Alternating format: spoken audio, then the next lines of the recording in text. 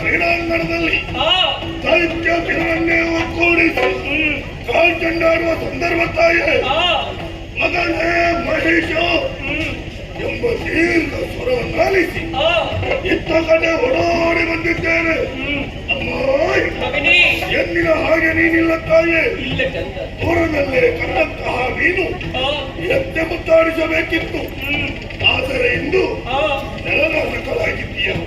ಕಣ್ಣಲ್ಲಿ ಧಾರಾಕಾರವಾಗಿ ತುಂಬರಿ ಹರಿಯುತ್ತಾ ಇದೆ. ಕಷ್ಟ ಬಂತು ಮಗನೇ.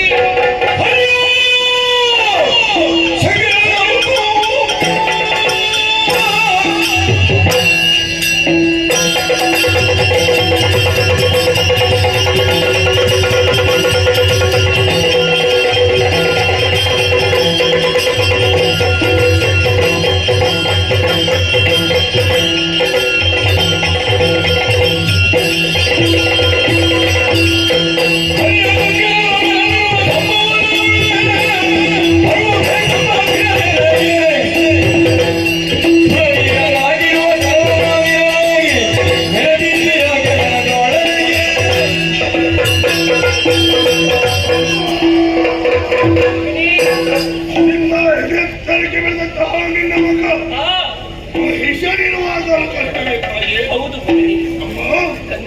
ಒಂದು ವಿಚಾರ, ಏನು ನಮ್ಮದಾದಂತಹ ಬೆಳವಣಿಗೆಯನ್ನ ಕಂಡರೆ ಬಹಳ ಮಂದಿ ಮತ್ಸರಿಗಳಿದ್ದಾರೆ. ನಮ್ಮನ್ನು ನೋಡಿದ್ರೆ ತುಂಬಾ ಜನಕ್ಕಾಗುವುದಿಲ್ಲ ಕಂದ. ಅವರಲ್ಲಿ ಹರಿಯೋ ಶಂಕರನು ಅಲ್ಲೊಂದೇಳು ಬಿಡಬವರ ವಿಚಾರ ಬಿಡೋಣ. ಏನು ನಮ್ಮವರೇನಾದರೂ ನಿನಗೆ ಬೇಸರವನ್ನು ಉಂಟು ಮಾಡಿದ್ದಾರೆ? ಏನು ನೀಡುವುದು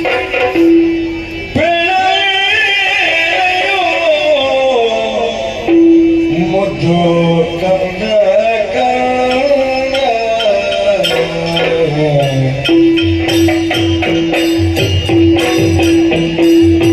ನಮ್ಮ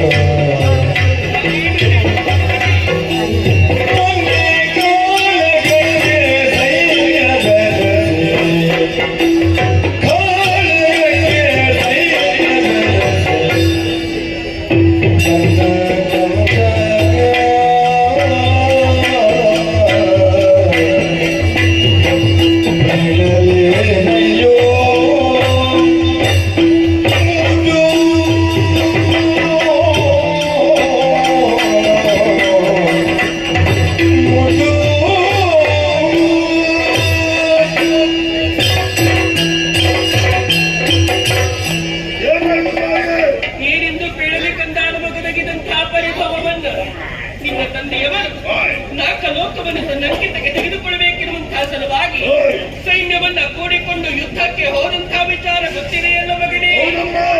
ಬಂದಂತಹ ಸುಮನಸರೆಲ್ಲರನ್ನೂ ಕೂಡ ಹಿಮ್ಮೆಟ್ಟಿಸಿದರಂತೆ. ಓಹೋ. ಬರಿದಾದಂತಹ ಸಿಂಹ ವಿಸ್ತಾರವನ್ನ ಯಾರು ಕೇಳ್ತಾರಂತೆ ಮಗನೇ. ಅಮ್ಮ, ಕಂದ, ಸಂತೋಷದ ವಿಚಾರ. ಆ ಯಾಕಮ್ಮ ಕಣ್ಣೀರು? ಸಂತಸವನ್ನು ಅನುಭವಿಸುವಂತಹ ಭಾಗ್ಯದಿಂದಲೇ ವಂಚಿತರಾದವರು ಮಗನೇ. ಹೇಗಮ್ಮ?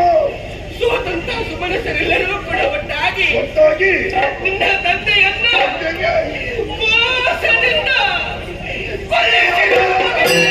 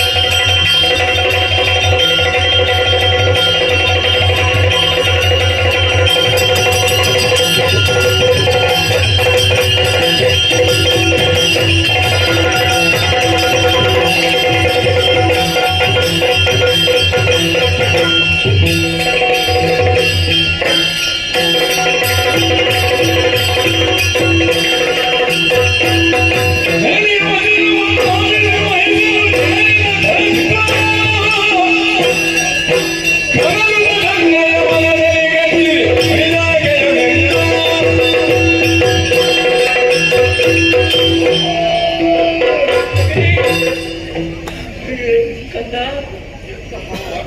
ಕೇಳುತ್ತಾ ಇದ್ದೇನಮ್ಮ. ಲೋಕವನ್ನು ಇರುತ್ತೇನೆ ಮಹಾಶಯ. ಆ ಹೌದು ಮಗನೇ. ಕಂದ, ನಮ್ಮದಾದ ಕಷ್ಟದ ಪರಿಸ್ಥಿತಿಯನ್ನು ಕಂಡಂತಹ ದೇವತೆಗಳು ಆ ಗ್ರಹಿಸಿದ ನೋಡ್ತಾ ಇರಬಹುದು. ನಾವಿಲ್ಲಿ ಹೇಳ್ತಾ ಇದ್ದೇವೆ, ಆ ಮಾತು ಹೇಳಿದಾಗ ಅಷ್ಟ ಇದ್ದಾನೆ ಮಗನೇ. ನನ್ನ ತಂದೆಯ ಸಾವಿಗೆ ಕಾರಣವಾದ ದೇವತೆಗಳನ್ನು ನಿನ್ನ ತಂದೆಯ ಸಾವಿಗೆ ಕಾರಣ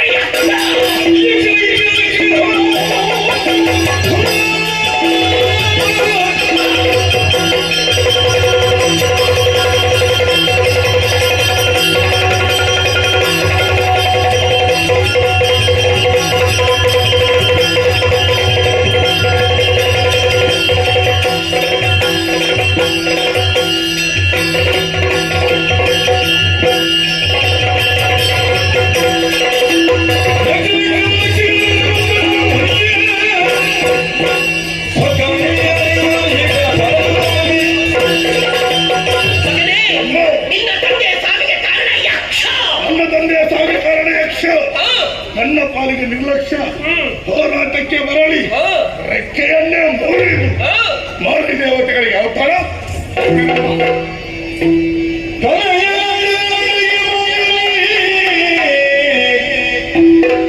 ಮನದಿ ಹರುಷವನಾದು ಮನದಿ ಹರುಷವನಾದು ನುಡಿಗಳು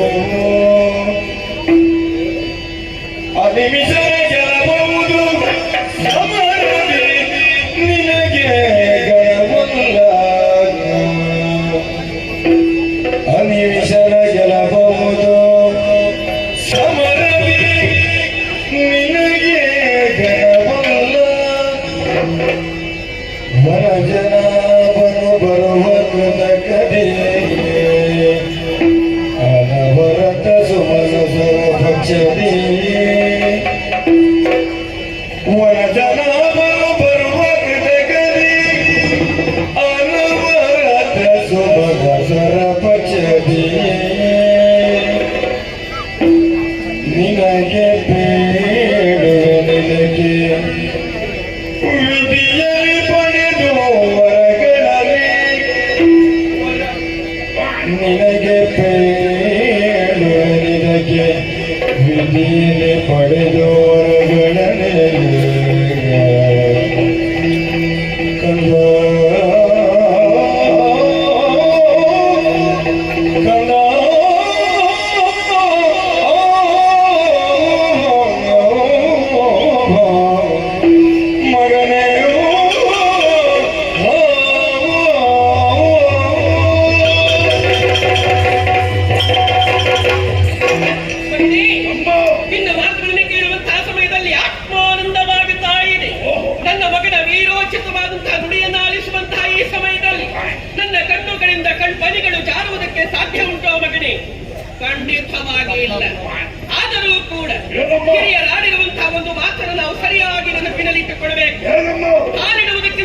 ವಿರುದ್ಧವಾಗಿ ಕಣ್ಣಿಟ್ಟು ವ್ಯವಹರಿಸಬೇಕು ಎನ್ನುವಂತಹ ಹಿತ ನುಡಿ. ಹೌದಮ್ಮ. ನಮಗೆ ಹೇಗಾದರೂ ವಂಚಿಸಬೇಕು ಎನ್ನುವ ಹಾಗೆ ಬೆಸುತ್ತಾ ಇದ್ದಾರೆ ಸೂರರು. ಅವರ ಕಪಟ ಕೃತ್ಯಗಳಿಗೆ ನಾವು ಯಾವ ಕಾರಣಕ್ಕೂ ಬಲಿಯಾಗಕೂಡದು ಮಗನೇ. ಹೌದಮ್ಮ. ಅದಕ್ಕಾಗಿ ಈ ಕೂಡಲೇ ಕಾನನವನ್ನು ಹೋಗಿ ಸೇರಿಕೋ. ಅಮ್ಮ, ಓ, ನನ್ನ ಎರಡು ಸಣ್ಣ ನುಡಿ ಉಂಟು. ಹೇಳು ಮಗನೇ, ಕೇಳಿ.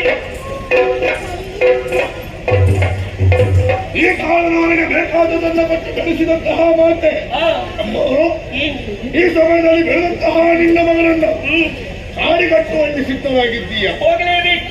ಅಮ್ಮ, ಏನು ಬೇಸರಿಸಬೇಕು. ಹೋಗಲಾರೆ. ಕಂದ, ಅಮ್ಮ, ನಿನ್ನನ್ನು ಶಾಶ್ವತವಾಗಿ ಪುರದಿಂದ ತೊಲಗು ಎನ್ನುವ ಹಾಗೆ ಹೇಳುವುದಕ್ಕೆ ಬಂದವಳು ನಿನ್ನ ಮಾತು ಎನ್ನುವ ಹಾಗೆ ಭಾವಿಸಿಕೊಂಡಿದ್ದೀಯ ಕಂದ. ಖಂಡಿತವಾಗಿ ಹಾಗಲ್ಲ. ನಾನಿಂದು ಕೊಡುವಂತಹ ಕರ್ತವ್ಯವನ್ನು ಸಂಪೂರ್ಣಗೊಳಿಸಿಕೊಂಡು ಪುನರಪ್ಪಿ ಪುರವನ್ನು ಪ್ರವೇಶ ಮಾಡಬೇಕೆನ್ನುವ ಹಾಗೆ ಹೇಳುವುದಕ್ಕೆ ಮುಂದಾಗುತ್ತಾ ಇದ್ದೇನೆ. ಕಾನೂನವನ್ನು ಹೋಗಿ ಸೇರಿಕೊಳ್ಳಬೇಕು. ಅದರ ಕುರಿತಾಗಿ ತಪಸ್ಸನ್ನಾಚರಿಸಬೇಕು. ಒಲಿದಂತಹ ಜನರಲ್ಲಿ ಬೇಕು ಬೇಕಾದಂತಹ ವರಗಳನ್ನ ಅವನಿಂದಲೇ ಕೇಳಿ ಪಡೆದುಕೊಂಡು ಬರಬೇಕು. ಕಾನೂನವನ್ನು ಹೋಗಿ ಸೇರಿಕೊಳ್ಳುವಂತಹ ಕಾಲದಲ್ಲಿ ನಿನ್ನ ಈ ಕಾಯವನ್ನು ರಕ್ಷಿಸಿಕೊಳ್ಳುವುದಕ್ಕೊಂದು ಕಠಾರಿ ಅವಶ್ಯಕತೆ ಇದೆ. ಅದನ್ನು ಈ ಮಾತಿ ಕೊಡ್ತೇನೆ ಮಗನೇ.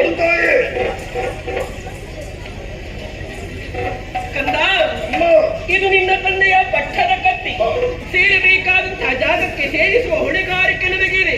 ತೆಗೆದುಕೋ ಮಗನೇ. ಶುಭವಾಗಲಿ ಕಂದ. ಹೋಗಿ ಬಾ ಕುಮಾರ. ಮಾದಿಗೆ ಮಣಿದು ವಿಖ್ಯಾತ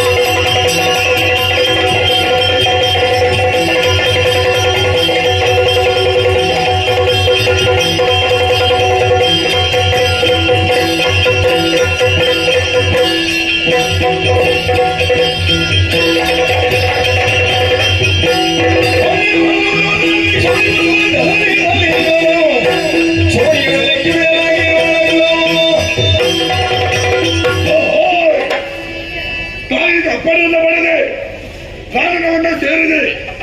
ಗದಿಯನ್ನು ಮೆಚ್ಚಿಸಿ ಬೇಕಾದವರು ಸಂಗ್ರಹಿಸಿದೆ. ವಿಚಾರವನ್ನು ಅರಿತ ತಾಯಿ ಶೋಣಿತವನ್ನು ನನ್ನ ಪಾಲಿಗೊಪ್ಪಿಸಿದ್ದಾಳೆ. ಬಾಲಮಹಿಷನಾದ ನಾನು ರಾಜಮಹಿಷನಾಗಿ ಮೆರೆಯುತ್ತಾ ಇದ್ದೇನೆ. ಶಂಕದುರ್ಗರು ಸೇರಿದ್ದಾರೆ. ಲೋಕವನ್ನು ಏರುವ ನಿರೀಕ್ಷೆ ಉಂಟು. ನೋಡೋಣ.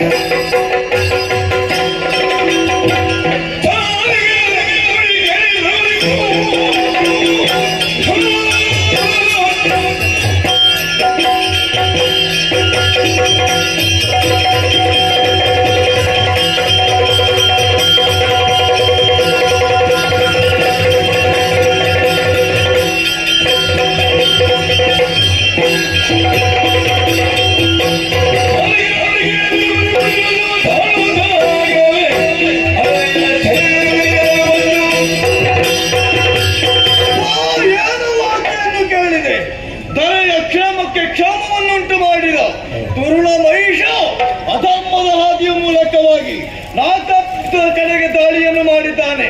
ಪ್ರತಿಭಟನೆಗೆ ಬೇಕಾಗಿ ಸಮಸ್ತ ದೇವದಿಂತಿಣಿಯೊಂದಿಗೆ ಸಮರ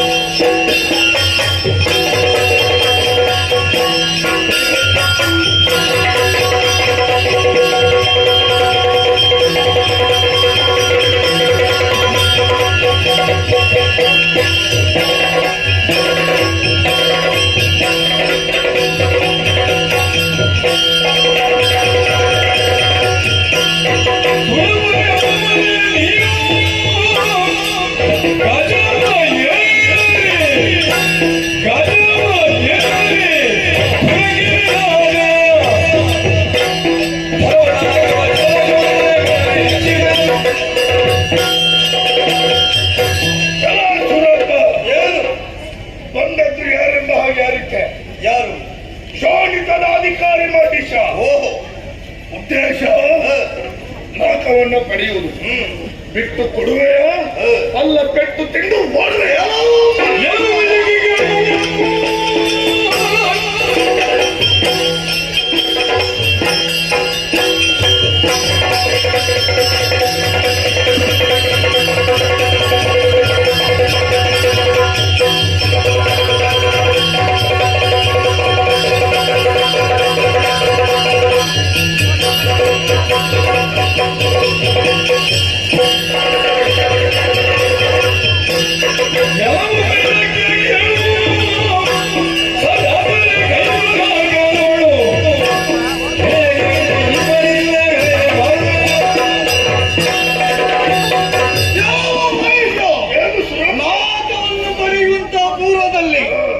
ಮಖಗಳನ್ನು ಮಾಡಿದ್ದೇನೆ.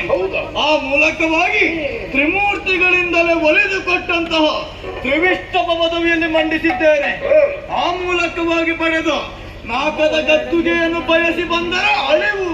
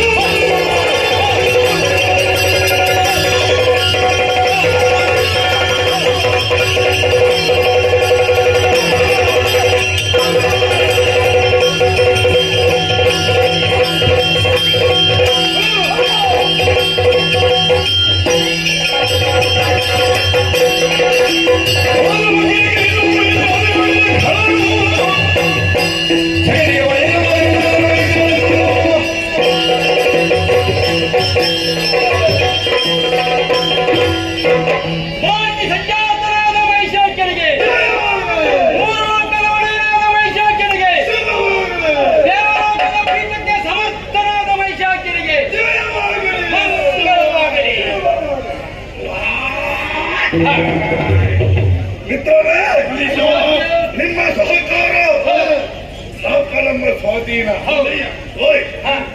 ಯಾರದು ಓಡುವುದು? ಅವರ ನಡೆಗೆ ಅರ್ಪಣ ತರ್ಪಣ ಹೋರಾಟದ ಫಲ ಸ್ವಲ್ಪ ಆಯಾಸ. ಬೇಕಾ ವಿಶ್ರಾಂತಿ ಹಿಂಬಾಲಿಸಿ.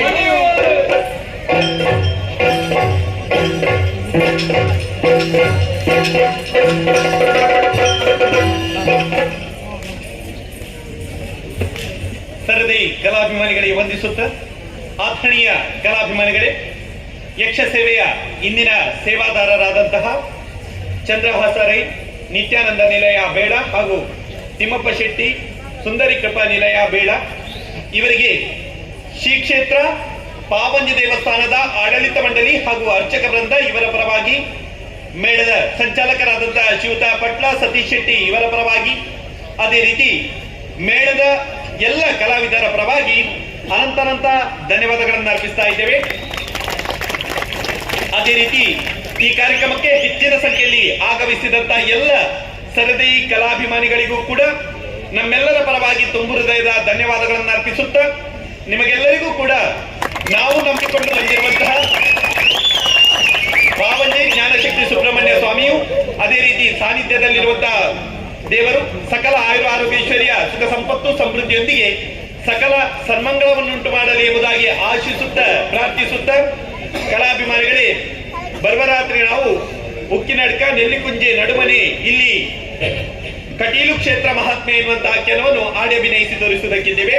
ಅದೇ ರೀತಿ ಫೆಬ್ರವರಿ 27ರಂದು ಬೇಡ ರತ್ನಗಿರಿ ಭಗವತಿ ದೇವಸ್ಥಾನದ ಕಾಳಿಯಾಟ ಮಹೋತ್ಸವದ ಅಂಗವಾಗಿ ಶನೀಶ್ವರ ಮಹಾತ್ಮೆ ಎನ್ನುವಂತಹ ಆಖ್ಯಾನವನ್ನು ಮಾರ್ಚ್ 4ರಂದು ಇಜರಂಪಾಡಿ ದರ್ಬಾರ್ ಕಟ್ಟೆ ಮುಂಡಪಳ್ಳ ಇಲ್ಲಿ ರಾಜರಾಜೇಶ್ವರಿ ದೇವಸ್ಥಾನದ ವಟಾರದಲ್ಲಿ ಬಪ್ಪನಾಡು ಕ್ಷೇತ್ರ ಮಹಾತ್ಮೆ ಎನ್ನುವಂತಹ ಆಖ್ಯಾನವನ್ನು ಆಡಿ ಅಭಿನಯಿಸಿ ತೋರಿಸುವುದಕ್ಕಿದ್ದೇವೆ.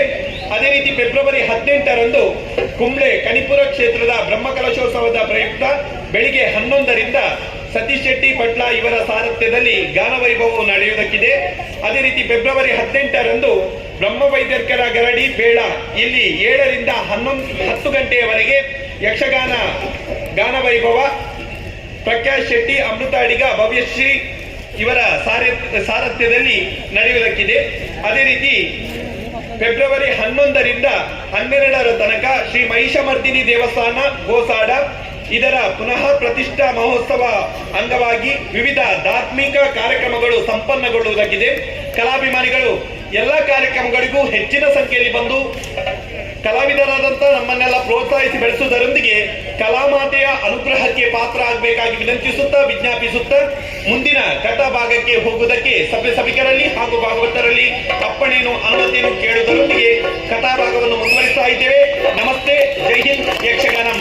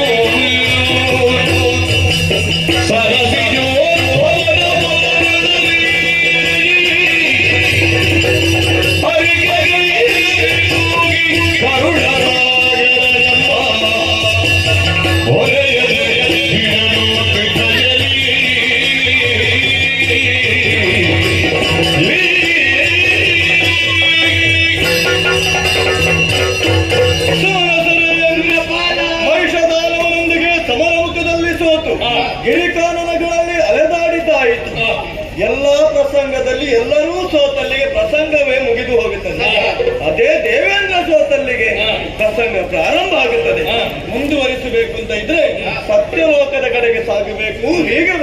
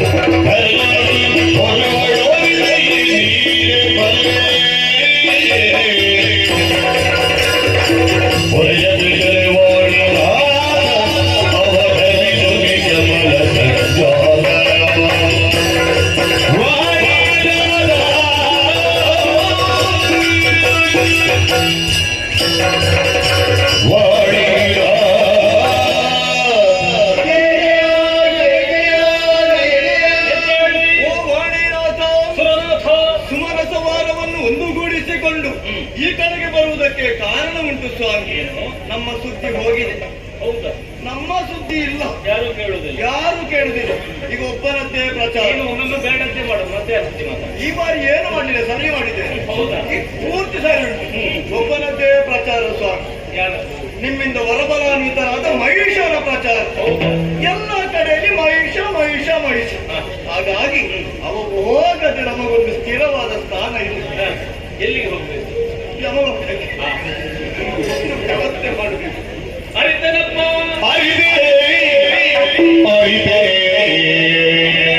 ದುರುಡನ ಬಾಧೆಯ ಹೊರಲ್ಲುವ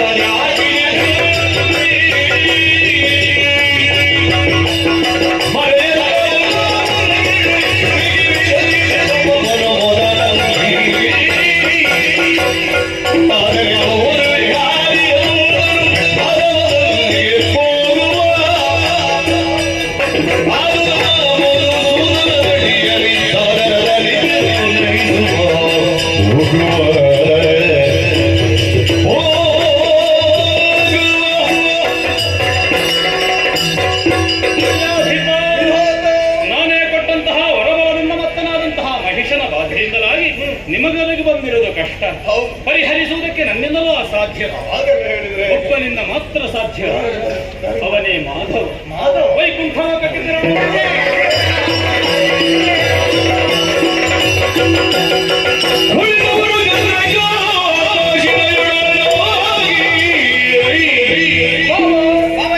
ಸಂಹಾರದ ಬಗ್ಗೆ ಚಿಂತಿಸುವುದಕ್ಕಾಗಿ ಬಂದು ಸೇರಿದ್ದೇ ಮಣಿ ದ್ವೀಪ. ಚಂದ್ರಕಾಂತ ಶಿಲೆಯಲ್ಲಿ ಕುಳಿತು ಯೋಚಿಸುವ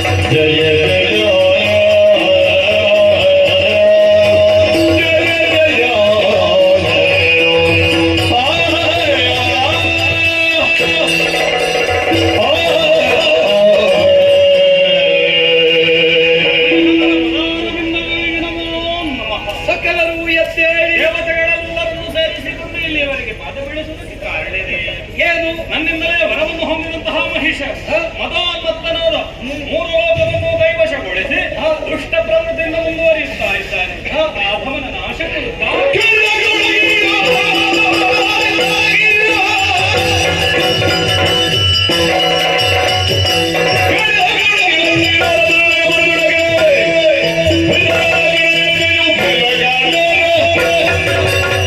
ಸಂಹಾರಕ್ಕೆ ಬೇಕಾಗಿ ನನ್ನಲ್ಲಿ ಅಂತರ್ಗತವಾದ ದಿವ್ಯ ತೇಜಸ್ಸನ್ನು ಬೇಕಾಗಿ ನನ್ನ ಅರ್ಥಸತ್ವವನ್ನು ಹೊರಗಡೆ ಹೆಚ್ಚಾಗಿ ದೇವತೆಗಳಾದಂತಹ ನಾವು ನಮ್ಮ ದಿವ್ಯ ತೇಜಸ್ಸನ್ನು ಹೊರಗಡೆ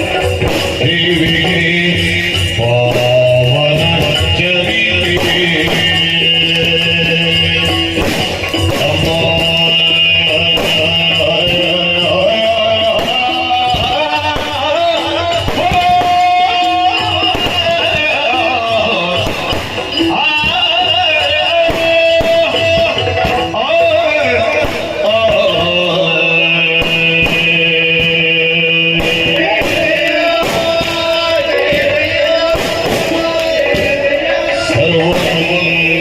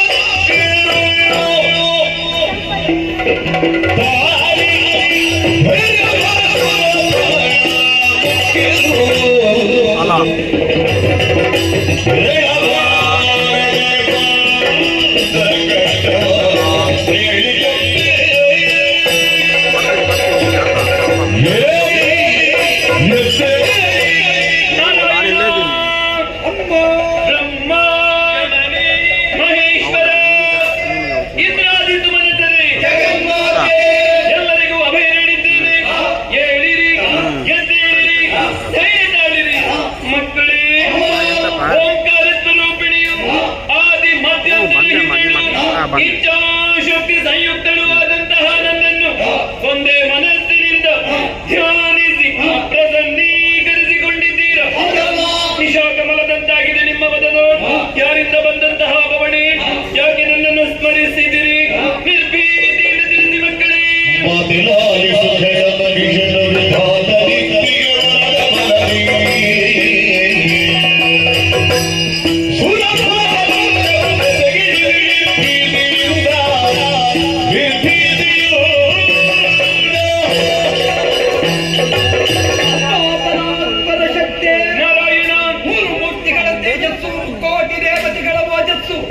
ನಭೋಮಂಡಲದಲ್ಲಿ ಓಂಕಾರದಲ್ಲಿ ಲೀನವಾಗುವತ್ವಾದ ಆದಿಮಾಯೆಯೇ ಅಷ್ಟಭುಜೆಯಾಗಿ ಅಭಿವ್ಯಕ್ತಳಾದ ಆ ತಾಯೇ ನಿಮ್ಮನ್ನು ಈ ತೆರನಾಗಿ ಪ್ರತ್ಯಕ್ಷೀಕರಿಸುವರೇ ಕಣೋದ್ದೇಶವಿದೆಯಮ್ಮ. ಅದು ಧಾತ್ರಿಯಲ್ಲಿ ಹುಟ್ಟಿಕೊಂಡ ದೈತ್ಯ ಮಹೇಶಾಸುರ ವಿಧಾತನ ಬರಬಲದ ಪ್ರಬದ್ಧತೆಯಿಂದ ಸುರಪುರವನ್ನು ಸೇರಿದ ಸುಮನಸಾಧ್ಯರನ್ನು ಗೆಲಿದ ಮೂರು ಮೂರ್ತಿಗಳಿಂದ ವಧಿಸ ಅಸಾಧ್ಯವಾದಂತಹ ಕಳನನ್ನು ಬಂಧಿಸಿ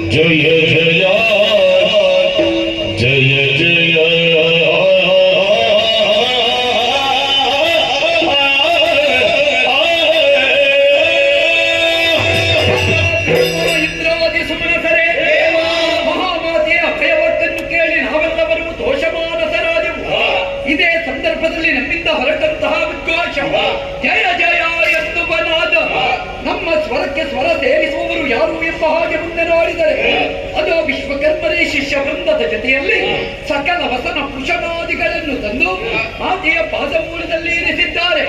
ನಿರಾಭರಣೆಯಾಗಿ ನಿಶಿಚರರ ಸಂಹಾರಕ್ಕೆ ಶ್ರೀದೇವಿ ಗಮಿಸ ಕೂಡದೆನ್ನುವುದೇ ಅವರ ಸತ್ಸಂಕಲ್ಪ. ಸಾಕಾರಗೊಳ್ಳುವುದಕ್ಕೋ ಎಂಬಂತೆ ಸುರನಾರಿಯರು ಒಂದಾಗಿ ಬಂದು ಶ್ರೀದೇವಿಯನ್ನು ಶೃಂಗರಿಸುತ್ತಾ ಇದ್ದಾರಲ್ಲ. ಈ ವೇಳೆಯಲ್ಲಿ ಮಾತೆಗೆ ಮಕ್ಕಳಾಗಿ ದೇವಿಯ ಭಜಕರಾಗಿ ನಾವು ಸೇವೆ ಮಾಡುವುದು ಬೇಡ.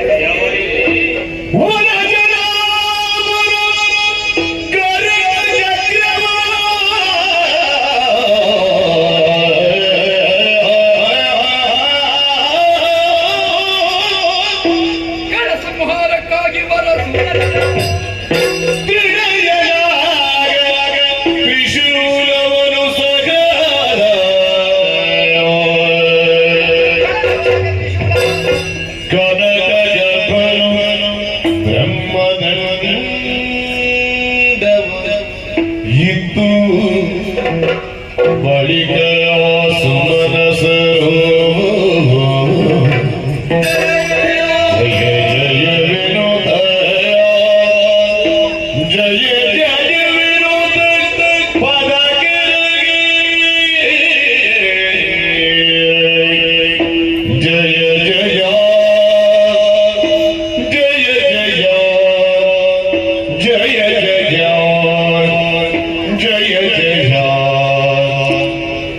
ಜಯ ಜಯ ಜಯ ಜಯ ಜಯ ಜಯ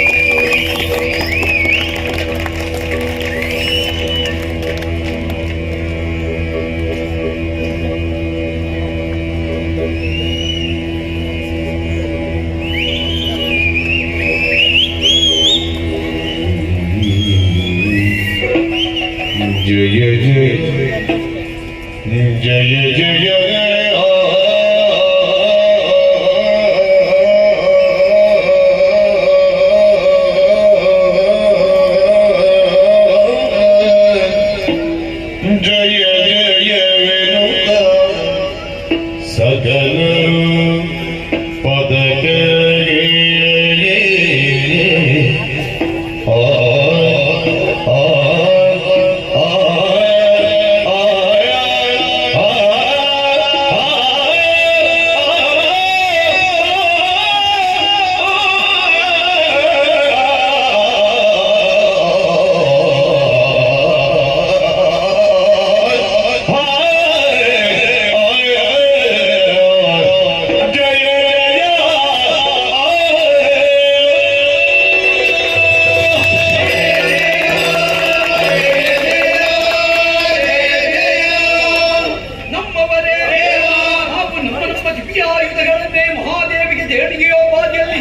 ಸಮರ್ಪಣೆಗೈದವರಿದ್ದೇವೆ.